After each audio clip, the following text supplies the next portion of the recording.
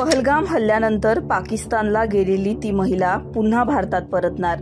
3 महिने पाकिस्तानात खडतर दिवस काढले। या महिलेला पुन्हा भारतात राहण्याची परवानगी का देण्यात आली, सगळं जाणून घेऊ। पहलगाममध्ये झालेल्या दहशतवादी हल्ल्यानंतर भारत सरकारने मोठी पावलं उचलली। अटारी चेकपोस्ट तात्काळ बंद करण्यात आलं। भारतात राहणाऱ्या पाकिस्तानी नागरिकांना 48 तासात भारत सोडण्याचे आदेश देण्यात आले।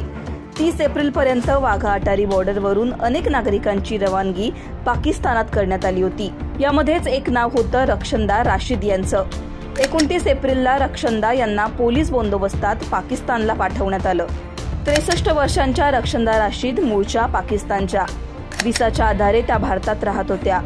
जम्मू काश्मीरमधील एका सरकारी अधिकाऱ्यासोबत लग्न, मुलं व नातवंड असा त्यांचा परिवार। पती आणि मुलं भारतीय नागरिक असल्यामुळे त्यांना भारतातच राहावं लागलं होतं। या प्रकरणात 30 एप्रिलला जम्मू काश्मीर आणि लडाख उच्च न्यायालयात सुनावणी पार पडली।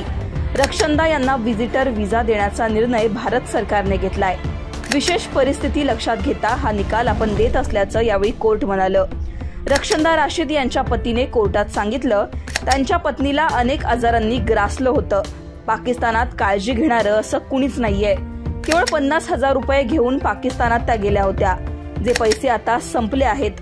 1990ला रक्षंदा 14 दिवसांच्या व्हिजिटर व्हिसावर भारतात आल्या होत्या। त्यानंतर त्यांना दीर्घ काळासाठी व्हिसा मिळाला। हा व्हिसा पुन्हा रिन्यू होत गेला। 3 महिन्यानंतर आता रक्षंदा राशीद या पुन्हा आपल्या कुटुंबाकडे परतणार आहेत। भारत सरकारच्या या निर्णयाचं रक्षंदा यांनी स्वागत केलंय।